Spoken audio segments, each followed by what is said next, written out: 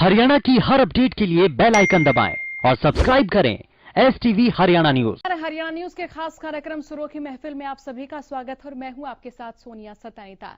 हमारे इस कार्यक्रम में हम आपको मुखातिब कराते हैं आपके पसंदीदा हरियाणवी सिंगर से, उनके गाने सुनवाते हैं, उनकी जिंदगी से भी आपको मुखातिब कराते हैं कितना संघर्ष उनके आड़े आया और यहां तक पहुंचने के लिए उन्होंने क्या कुछ किया। तो आज हम आपको इस कार्यक्रम में मुखातिब कराएंगे हरियाणवी सिंगर सुरेंद्र रोमियो से। तो सुरेंद्र रोमियो की ओर हम रुख कर लेते हैं और बहुत कुछ जानेंगे उनके बारे में भी, किस तरह से वो इस इंडस्ट्री में आए, कितना संघर्ष उनके साथ रहा और किस तरह से उन्होंने हरियाणा के फोक म्यूजिक को पॉप म्यूजिक में बदला, फोक से लेकर पॉप तक का सफर किस तरह से रहा।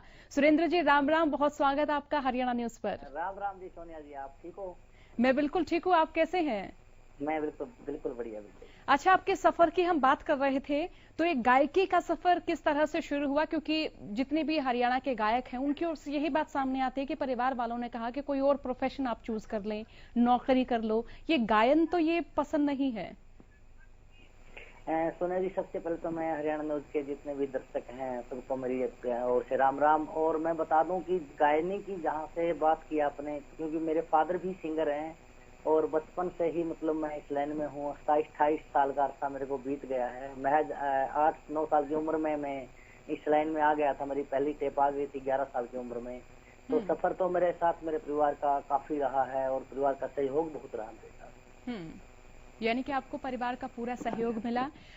कार्यक्रम की शुरुआत कर लेते हैं आपके ही किसी पसंदीदा गाने से। सर सुना दीजिए आपका कोई भी पसंदीदा सॉन्ग। अभी हाल ही में एक सॉन्ग आया था मेरा टूम, तो मैं उसी की 2 लाइनें सुनाना चाहता हूँ।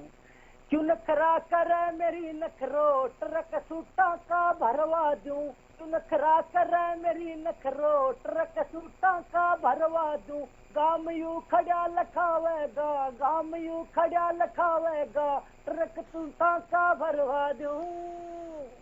बहुत तो खूब। अभी ये गाना अभी आया था मेरा। और बता दूं मैं कि अभी एक हाल फिलहाल में 28 तारीख को एक सॉन्ग आ रहा है मेरा, बहुत प्यारा सॉन्ग है, बोलन का अकेलेगी तू।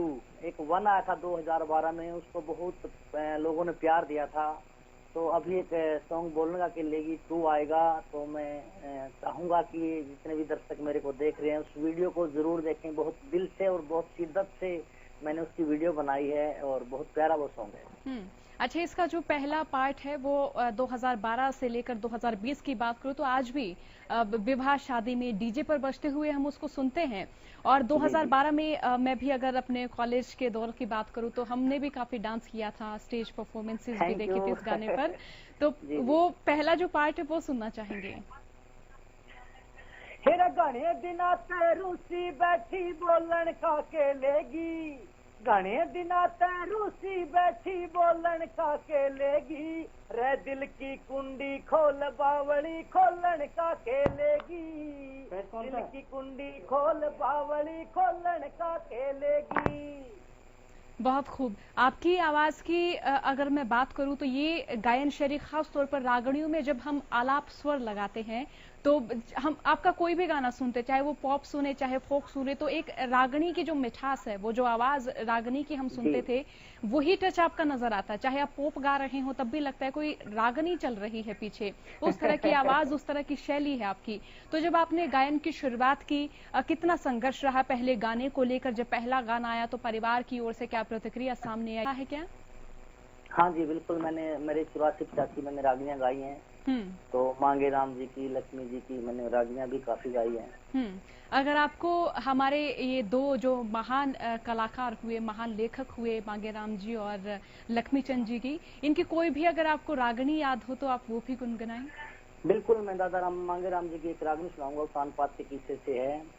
तेरे उम्र पुरानी तेरे बिना जी, अलग सी मिठास, एक अलग सी कशिश, अलग सा महत्व होता है रागनियों का। तो मतलब बहुत बखूबी वो प्यारी लगती है, गाने में भी बड़ा आनंद आता है। और एक बात की आपने, मैं एक और रागनी गंगा जी तरीके से, तो उसकी भी मैं 2 लाइनें सुनना चाहता हूँ। गंगा जी तेरे खेत मेरी ओढ़े, गड्ढे से हिंडोले, चारे कन्हैया धूल तेरी ओढ़े। तो प्रशंसा करूं मैं इन कवियों की, इन महान आत्माओं की, तो वो इतनी ही कम है। बहुत प्यारी लाजवाब इनकी लेखनी रही है। बिल्कुल, बहुत गूढ़ शब्द लिखे हुए हैं और एक कहें तो कि बुजुर्गों के पास जब हम बैठते हैं तो विस्तृत ज्ञान जितना उनके पास मिलता है, तो वैसे ही अगर हम कोई भी रागनी सुन लें तो गूढ़ ज्ञान से भरी हुआ एक एक शब्द हमें रागनी का प्रतीत होता है।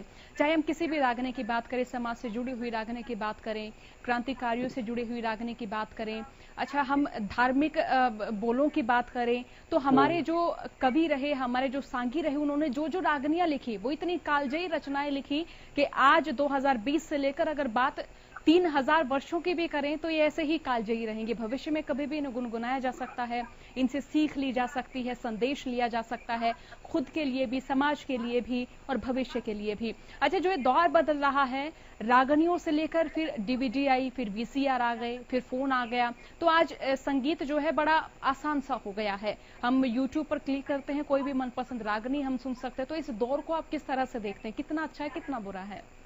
देखिए, दोनों बातें हैं। अच्छा बहुत है। अच्छा यूं है कि जब हम कोई भी चीज पहले हम प्रेजेंट करते थे, कोई चीज गाते थे, तो मार्केट में उसको फैलाना बड़ा मुश्किल हो जाता था। लेकिन आज एक दिन डबिंग होती है, अगले दिन उसकी वीडियो बन के उससे तीसरे दिन हर बंदे के पास हर जन के पास वो ऑडियो या वीडियो आ जाती है हाथ में।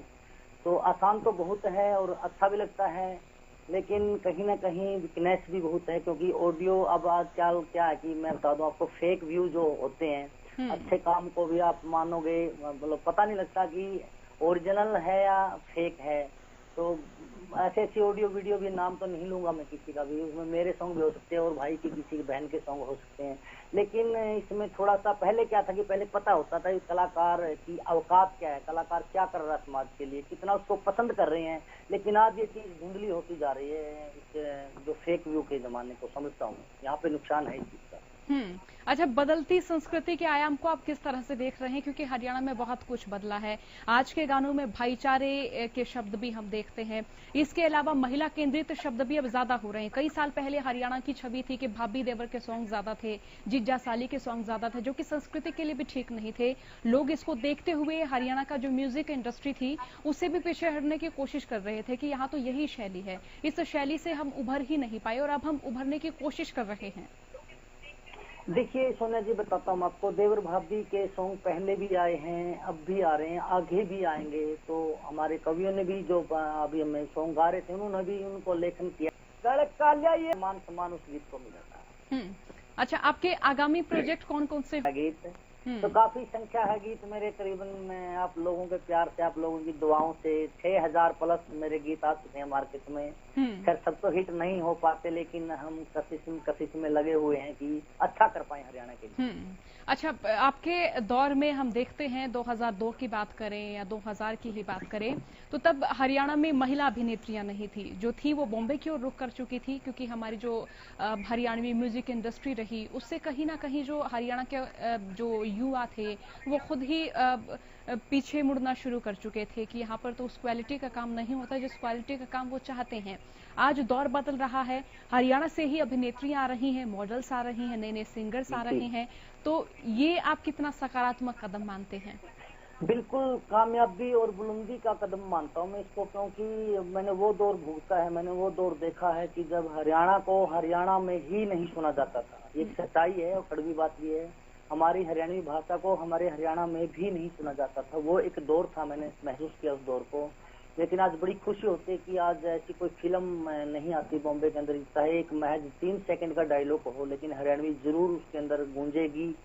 तो बड़ा अच्छा लगता है, फक्र भी होता है कि हमने मेहनत तो की है, लेकिन लोगों ने उसको अब क्वालिटी के ऊपर जहाँ बात की, जहाँ अभिनेत्रियों की बात की है, तो उस टाइम खैर हमारी बहन बेटियां इस लाइन में बहुत कम थी जो, वो आपकी बात सही है वाजिब, वो आपकी बात से कि वो बॉम्बे का रुख कर चुकी थी। लेकिन अब हरियाणा को बड़ा मान सम्मान प्यार इतना मिलने लगा है कि आज बच्चे आते हैं, नए नए बच्चे अच्छा काम कर रहे हैं मार्केट में, खुशी भी होती है बहुत देख। अच्छा, आपके वक्त तक जो रागिनी महिला गायिकाएं थी उनको समाज में किस तरह से माना जाता था, किस तरह से सामाजिक तौर पर उनको देखा जाता था? थोड़ा सा मानता हूँ कि थोड़ी सी सोच में वीक थी। तो खैर ऐसा नहीं है, सब कलाकार अच्छे हैं और एक परिवार है ये। और गाना बाना ऐसा देखो, जैसा हम कलाकार क्या होता है कि जैसे हम दिखते हैं पर्दे के पीछे हम क्या हैं, वो चीजें महज कम लोगों में पहुंच पाती है। लेकिन सब अच्छे हैं, अच्छा काम करते हैं। तो प्यार मोहब्बत पहले भी था, तभी तो वो ऑन स्टेज या मतलब प्रोग्राम हमारे हरियाणा में करती थी। तो प्यार भी देते हैं लोग, लेकिन नाम के साथ बदनामी टोली दामन का ये साथ होता है, तो चलता रहता है। अच्छा, हर कलाकार की अपनी अपनी शैली है। जैसे कोई कलाकार हैं जिन्हें पति पत्नी से संबंधित गाने लिखने का शौक है, गाने का शौक है, तो आपकी मुख्य तौर पर शैली क्या रही कि मैं किसानों के बारे में गाऊं, भाईचारे के बारे में? मेरी जो शैली चलती है, अब भी चल रही है, पहले से भी है कि मियाँ बीवी के जो गाने होते हैं, मर्द और वीर के जो गाने होते हैं, आपस में फाइट के जो सॉन्ग होते हैं, वो मेरे ज्यादा आते हैं।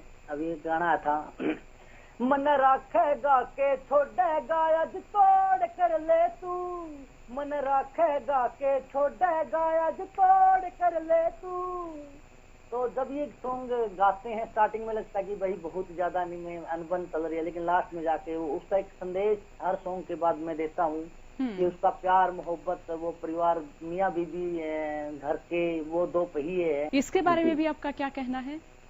बड़ी अच्छी बात है। जो हमारे पुराने गीत, हमारी दादी, ताई, बुआ, बहन जो हमारी पुरानी गाया करती, वो चीजें अगर अच्छे म्यूजिक पे हम डाल रहे हैं और लोग उसको पसंद करें, क्योंकि हमारी संस्कृति जिंदा रहेगी, तो बड़ा अच्छा लगता है। वो चीजें बहुत अच्छी है और बहुत अच्छा कदम भी मानता हूँ ये। अच्छा, हम कार्यक्रम में लगा अमित चौधरी ने डायरेक्ट किया इसको, बहुत प्यारा सॉन्ग है। केडी भाई ने इसको लिखा है। तो जो बोलन का के लेगी था वो भी केडी भाई ने ही लिखा था। हम 8 साल बाद फिर इकट्ठा हमने सॉन्ग किया है। तो बड़ा लाजवाब इसका मैं मानता हूँ रिस्पॉन्स आएगा आप लोगों के प्यार। अच्छा, हरियाणा के कलाकारों की जो दशा 2002 में आपने देखी, क्या 2020 में भी आप उसी तरह से देख रहे हैं? क्योंकि हम अक्सर सुनते हैं कि कलाकार गाने लिखते हैं, राइटर को पेमेंट, फिर आप गाने बनाते हैं, डायरेक्टर जो अभिनेत्री होंगी वहां भी पैसा जाता है, और फिर कंपनी बहुत कम पेमेंट है जो एक कलाकार को देती है। तो क्या इस तरह की जो मुश्किलें हैं या इस तरह की जो प्रॉब्लम्स हैं वो आज भी कलाकार फेस कर रहे हैं? ये प्रॉब्लम अब भी है जी, और पहले भी थी, और बहुत ज्यादा प्रॉब्लम मानता हूँ मैं। एक नए बच्चे जब आते हैं, चलो हमने तो खा कमा लिया, ठीक है भाई, लाने भगवान ने प्यार दे दिया, इतना मतलब मान सम्मान मिला, लेकिन एक नए नए जो बच्चे आते हैं उनको बड़ी मुश्किल है। बहुत अच्छे अच्छे मैटर, बहुत अच्छी अच्छी वीडियो दब के रह जाती है। तो ये तो चलता है, मतलब नहीं होना चाहिए ऐसा। और सुरेंद्र जी, कोई संदेश आप हमारे दर्शकों को देना चाहेंगे, तमाम गायकों को देना चाहेंगे? संदेश यही देना चाहूंगा कि अच्छी चीज गानी चाहिए। जितने भी मेरे साथी कलाकार हैं, अच्छी चीज दिखानी चाहिए हमने, और अच्छा ही गाओगे तो लंबे चलोगे, अगर गंदा गाओगे तो थोड़े टाइम चलोगे। और पब्लिक को भी मैं यही कहता हूँ कि अच्छे काम को सपोर्ट किया करो, क्योंकि अपना हरियाणा अब कम नहीं है, अपना हरियाणा का वो दर्जा हो गया है बहुत ऊंचा। तो आप लोग यूं ही हमारे साथ हाथ से हाथ मिला के चलते रहो, और हम अच्छा ही आपके सामने लाते रहेंगे। बहुत बहुत शुक्रिया सुरेंद्र जी, हमें वक्त देने के लिए, हमारे साथ जुड़ने के लिए, दर्शकों को मनोरंजित करने के लिए, दर्शकों का मनोरंजन करने के लिए।